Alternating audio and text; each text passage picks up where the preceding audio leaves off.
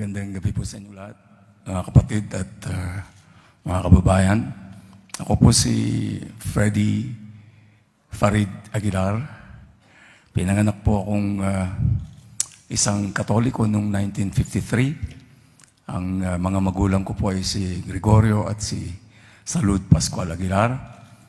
At ang tatay ko po nung panahong yun ay isang chief of police, kaya ako'y lumaki na napakabigat ng disiplinang ibinibigay sa akin ng tatay ko. Pero sa murang edad ay tinatanong ko na po sila kung bakit maraming dinadasalan na santo, santa, mga ganun. Hanggang sa ako po'y lumaki at hindi rin kami nagkasundo ng tatay ko dahil ang gusto niya ay maging abogado ako, pero pinili ko namang maging singer at maging kompositor. Kaya nung ako'y 17 taong gulang, umalis po ako sa poder ng mga magulang ko dahil hindi ko na po kaya yung house rules doon sa bahay namin sa Santa Mesa. At ako nga po ay nagsimula ng kumanta. Tinigil ko na rin po yung aking pag-aaral ng mga panahon na yon. At sa akin pong pagkanta-kanta ay napadpad po ako sa Olongapo noong 1973. At sa tagal ko po sa Olongapo ay doon ko po naranasan ang pamumuhay ng nag-iisa. Wala po akong kamag-anak sa Olongapo. At isang hapon po ay namimiss ko ang mga mahal ko sa buhay. Namimiss ko ang nanay ko, namimiss ko ang tatay ko, namimiss ko ang aking mga kapatid dahil ako po ang panganay sa aming pamilya. 5 po kaming magkakapatid, ako po ang panganay. So namimiss ko po ang lahat. Hanggang sa naisip ko, saan ba ako nanggaling? Tinatanong ko ang sarili ko, bakit ako napunta dito sa Olongapo na wala man lang akong kamag-anak dito? Doon ko po na-realize na ako pala ay galing sa sinapupunan ng nanay ko. At doon po, isa-isang bumalik sa akin yung mga kasalbahihang ginawa ko sa nanay at tatay ko, yung hindi ko pagsunod sa kanilang mga inutos sa akin. At doon po sa sitwasyon na yon, ay bigla ko pong hinawakan yung aking gitara at inon ko po yung aking cassette recorder at sagsimula po akong sumulat ng kanta. At ang kanta nga pong yun ay yung sumikat sa buong mundo na may pamagat na anak. At magmula po noon, medyo naging may direksyon na po yung aking buhay. Dahil din po sa anak, ako po ay sumikat sa buong mundo noong 1978 hanggang sa nagkaroon po ng maraming versions ang anak. Ito po ay kinanta ng mahigit 100 musikero at mga awit at nagkaroon po ito ng 28 translation sa iba't ibang lingwahe. Pero sa gabi po, pagkatapos ng mapakalaking concert ko at matutulog na ako sa aking hotel, meron pong emptiness sa aking puso. At ang alam ko pong hinahanap ko ay ang tunay na Diyos. Dahil po sa pagsasaliksik ko kung ano po ang tunay na Diyos, ako po ay nahila ng isang kaibigang Kristiyano, si Pastor Sambadon. At kami po ay nagdasal at ako nga po ay naging born again noong 1983. Ang akala ko po ay natagpuan ko ng tunay na Diyos noong panahon na yon. Marami po akong mga pinuntahang mga pagtitipon upang makahikayat ako ng mga kapatid natin na sumama sa pananampalataya ng Kristyanismo. Pero sa dami po ng mga napuntahan kong lugar, ay iisa po ang aking napansin. Wala pa rin po doon ang tunay at nag-iisang Diyos. Kahit ipinagpatuloy ko po ang paghahanap, hanggang sa may mabasa po ako sa Biblia na nakalagay na kung hindi ka na naniniwala sa iyong mga kapanalig sa pananampalataya, ay mas mabuti pang iwanan mo na lang sila, pero wag mo akong iiwanan. Magmula ngayon, tayong dalawa na lang ang mag-usap. So yun po ang sinunod ko, yung nabasa ko sa Bible. Iniwan ko po lahat ng religion. Ibinaba ko lahat yung mga binabasa ko. At magmula po noong 1986, ay wala na po akong religion. Pero diretso po ako sa pakikipag-usap sa nag-iisang Diyos. Hanggang sa patuloy pa rin po ako nagko-concert, madalas ako sa Mindanao. At ang sinasabi ng mga kapatid doon ay, Ka Freddy, kung magsalita ka, para kang isang Muslim. hindi ka kaya mag-Muslim na lang, sabi nila. Ang sagot ko naman ay, hindi na kailangan bro, kasi kako, pareho naman tayo ng pinaniniwalaan. Iisa naman ang Diyos natin, kako. Iginagalang ko ang mahal na Allah, iginagalang ko ang Diyos, kako. Alam ko lang, kako, na ang pangalan ng Diyos ay nag-iiba-iba. Marami siya kakong pangalan. Sa ganun pong estado ay patuloy ako sa pakikipag-usap sa Diyos nang wala akong religion. Hanggang dumating po ang midterm election nung nakaraang 2010, kung hindi ako nagkakamali, Brother Nadir, no? 2010 ba yung last midterm election natin? Ano? At ako po ay naimbita ng isang kandidatong kilala ko naman na ang pangalan po ay si Joel Teves.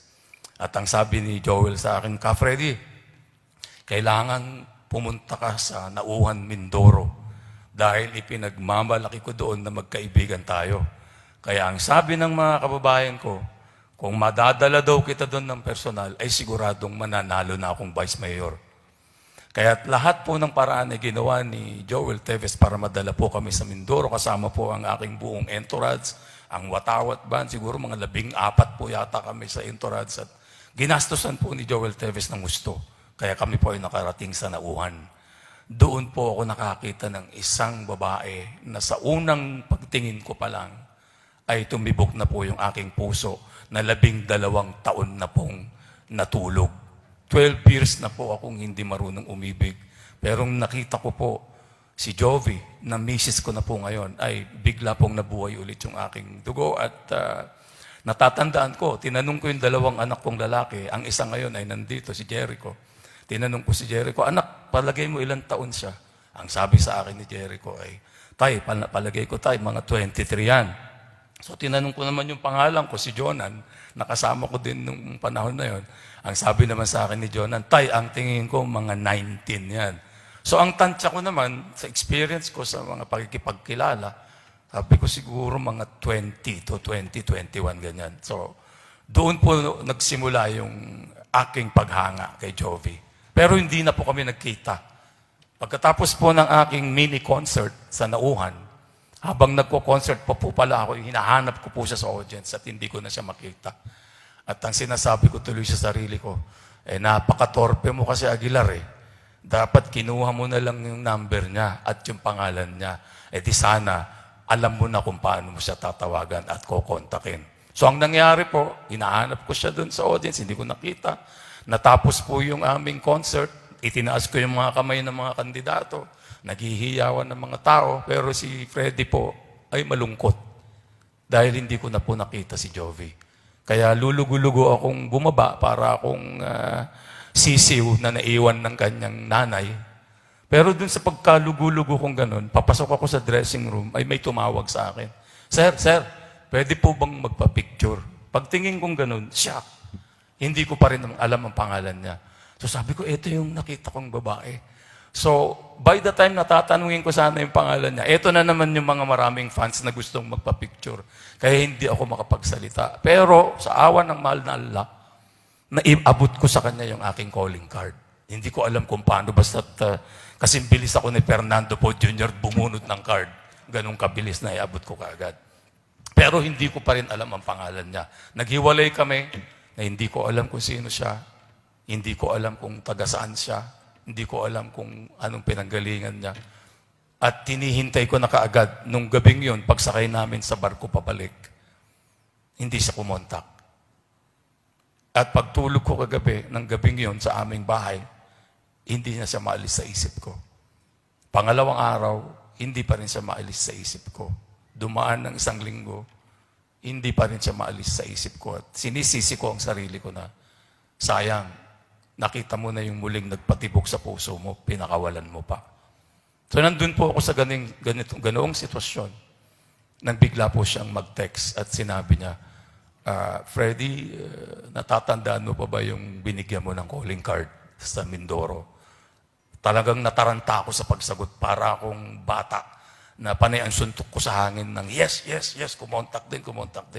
So sabi ko, oo, hindi kita pwedeng makalimutan dahil nag-iisa ka lang na binigyan ko ng calling card. So doon po nagsimula yung aming pag-uusap. Sa madalit salita po, puputulin ko yung mahabang kwento. Kami po ay nagkaroon ng intindihan. At kami po ay naging girlfriend ko siya. Hanggang isang araw, yung kapatid kong Muslim ay binibiro ako, "O Ka Freddy, bata yung girlfriend mo. Mag-Muslim ka na kasi para pwede mo na siyang pakasalan." So sabi ko, "Bro, iniisip ko nga akong mag-Muslim, matagal na. Pero kako, hindi ko pa maitigil yung pag-inom-inom ko ng alak sa entablado, kako. Kasi hindi naman po ako mahilig uminom, pero pagka magko-concert na ako, umiinom po ako ng brandy. Yun po yung aking pampaganda ng boses. Kasi hindi po ako nagwa-warm up. So yun po ang isang dahilan.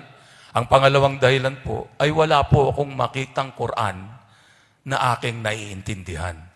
Kasi po lahat ng Quran na pinapakita sa akin ay nakasulat po sa Arabic. At hindi po ako marunong magbasa ng Arabic. So kung nagkaroon lang po siguro ako ng Quran ng maaga, malamang po, bago ko po nakita si Jovi, ay Muslim na ako. Kaso hindi nga po. So yung aking pagpupunta sa Muslim ay patumpik-tumpik, hindi natutuloy. Hanggang sa ito na nga po yung dumating ng pagkakataon. Ako po ay binigyan ng award sa Soler Hotel. At ang award na ito po ay isa sa pinakamataas na award na may bibigay sa isang katulad ko. Ang tawag po ay Lifetime Achievement Award na ibinibigay po ng PMPC. Hindi ko po ito pwedeng tanggihan. So tinanggap ko yung award. Pagkatapos namin kumanta ng mga winners ng The Voice ng anak, ng maraming version ng anak, binigyan kami ng standing ovation ng audience at ibinigay sa akin yung trophy at ako'y pauwi na. Mayroon pong 2 reporter na naghabol sa akin at sinabi, Ka Freddy, mukhang bata pa po yung girlfriend ninyo. Sabi ko, opo sir, bata pa po talaga siya. Pero wag po kayong mag-alala kako. Alam po ng mga magulang niya na kami po ay nagde-date. At hindi po kami lumalabas kako ng girlfriend ko nang walang chaperon. Kasi alam ko po kako kung paano makipag-date sa isang bata. So, ang nangyari po, tinanong sa akin yung edad ni Jovi. So, sinabi ko po yung totoo. Kung nagsinungaling na lang sana ako, sinabi kong 21, Brother Nadir, o sinabi kong 19, sana wala nang issue. Pero hindi po ako sinungaling na tao. Kaya nung tinanong po ako ng 2 reporter, sinabi ko po yung totoo. Ito pong girlfriend ko ay 16 years old lang. Ayun na po, doon na po nagsimula yung gulo. Kung ano-ano na po ang tinawag sa akin ng mga kababayan natin na mahilig sa chismis. Pati yung girlfriend ko, pati yung pamilya ng girlfriend ko. Kaya tinawag na kaming mga immoral, tinawag na kaming mga kung ano-ano. Hanggang ang girlfriend ko po ay hindi na natutulog, iyak na ng iyak, naawa na ako sa kanya. At marami na rin po akong mga kapatid na nagsasabing, mag-Muslim ka na kasi kaka, kasi yan lang ang solusyon mo dyan para matigil na yan. Problemang yan, yung iskandalong yan, sabi nila. Pero hindi pa rin po, dahil lagi ko pong pinapanindigan na may usapan na po kami ni Jovi na magpapakasal kami pagdating niya ng 18 taong gulang. Pero makulit po yung mga balita, talagang ayaw kaming tigilan. Hanggang sa tumawag na po mismo sa akin ang isang kaibigan kong Muslim na si Governor Toto Mangudadato. At ang sabi sa akin ni Governor Mangudadato, Freddy, hindi na tama itong nangyayari, sabi niya. Mag-Muslim ka na bro. Gawin mo ng opisyal yung pagiging Muslim mo. So sabi ko, bro, paano ko gagawin yan? Gusto ko mang pakasalan si Jovi kako. Wala akong financial capacity na gawin ko ngayon. Kasi kako, alam mo naman, yung negosyo hindi na magandang takbo. Kasi tanggapin po natin ang totoo, ang CD hindi na po bumibenta. Pinipirata na po ito. At kung hindi man pinipirata, dina-download na lang po ito sa computer. Wala na po kaming kinikitang royalty. So, ang sabi ni Governor sa akin, sabi niya, bro, huwag mong intindihin yan. Sabi niya, marami na akong utang na loob sa'yo. Panahon naman na makaganti ako sa mga tulong mo sa akin. So, ganun po ang nangyari. Meron lang po siyang sinabi na, mapapakasal ko kayo sa Islam. Sabi niya, Freddy, kahit menor de edad ang girlfriend mo, pero kailangan pumayag muna ang mga magulang ng girlfriend mo. Sa awa ng mahal na Allah, nung kinausap namin ng magulang ni Jovi, ay pumayag naman sila. Kaya ang sabi ni Gov, Freddy, kailan mo gustong magsyahada? Handa ka na ba? Sabi ko, Gov, bigyan mo ako ng ilang linggo. Pagkatapos ng ilang linggo, tinawagan ako ni Gov, pero hindi ako makapagsalita. sinumpong ako ng sobrang hika kasi po may asthma po ako. Halos hindi po ako makapagsalita. So naalala ko na kada November pala ay pumupunta ako sa Maguindanao. Dahil ako po ay nagko-concert doon taon-taon. Dahil ako po yung sumulat ng kantang Maguindanao na tungkol po doon sa minasakер na 55 katao doon sa Maguindanao. At sinulat ko po yung kantang yun pagkabalita ko doon sa massacre. At lahat po nung kinikita nung album na Maguindanao ay ibinibigay ko po sa mga biktima ng massacre. Ganun po kami naging close ng mga Magudadato. Dahil taon-taon po ako nandun at tinutulungan ko silang magkaroon ng hustisya yung mga minasakir sa Maguindanao. So sa ganun pong sitwasyon ay ako ang nagsuggest kay Gob, gawin na lang po kayo natin sa November. Kaya sabi niya, ay oo nga pala.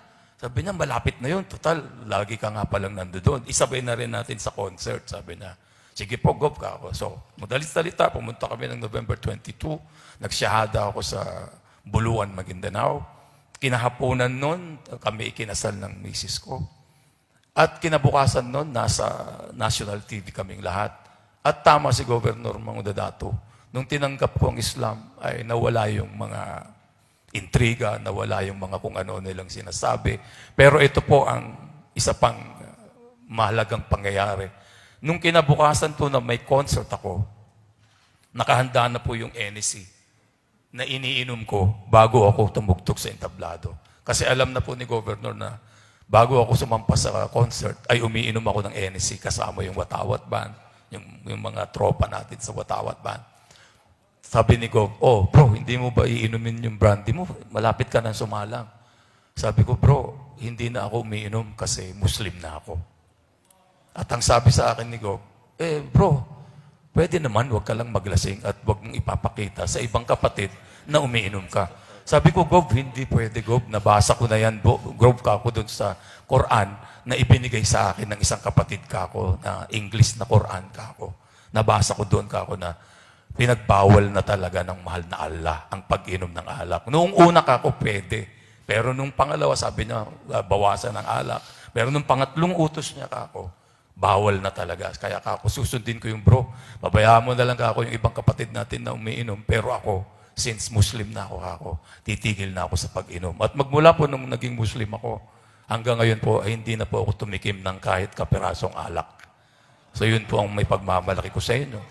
At hindi lang po yun. Magmula po nung naging Muslim ako, yun pong pasensya ko na dati ganito kaikli, ngayon po ay hindi ko na ano kung gaano kalawak yung aking pasensya. At kung dati po ako ay mapagpakumbaba pa noong araw na mas mapagpakumbaba pa po ako ngayon, magmula po nung naging Muslim ako. At magmula po nung naging Muslim ako, ay nagkaroon po ako ng katahimikan sa buhay. Ganon din po ang misis ko at ang kanyang pamilya. Kaya kung kayo po ay nag-iisip na katulad ko noon, dumaan ako sa pag-question sa lahat ng mga religion, mga kapatid at mga kababayan ko, kung hindi pa po kayo nakakakita ng tunay na religion at tunay na nag-iisang Diyos, andito po sa Islam. Dito na po kayo at natutunayan ko po sa inyo na nandito ang iisang Diyos. Nakita ko na po siya. At ngayong gabi din po, yun pong anak kong si Jericho, ay tumanggap na rin po ng kanyang pagiging Muslim. Siya na rin po isang Muslim. Yung aking anak, tumayo ka anak at magpakita ka sa kanila. So yan po ang aking journey papuntang Islam. Assalamualaikum po sa inyong lahat.